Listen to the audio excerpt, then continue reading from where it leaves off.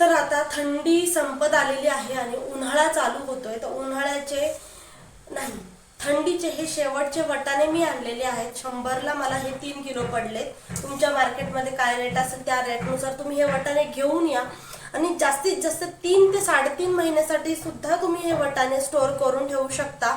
आणि मी हे वाटाणे आता स्टोअर करते आणि त्यानंतर मला स्वयंपाक सुद्धा करायचा आहे. पण आता देव यायची वेळ झालेली आहे, म्हटलं फटाफट जी हाताला येतील ती कामं करून घ्यावीत आणि हे काम मला खूप दिवसापासून करायचं होतं.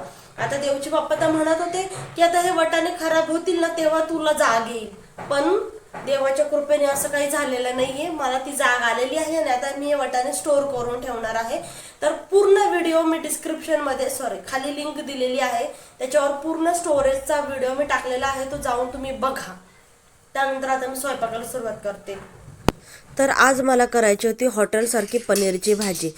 तर तुमच्या पण पनीरच्या भाजीला पाणी सुटत असेल तर अशा प्रकारे रेसिपी करून बघा.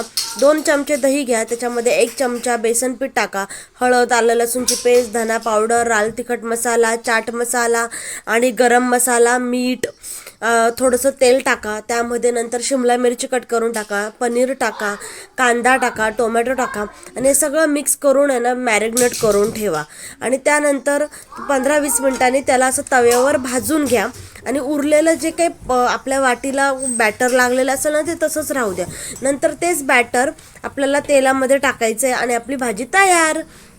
त्यानंतर मी अशी नान बनवली होती. पूर्ण रेसिपीसाठी कमेंट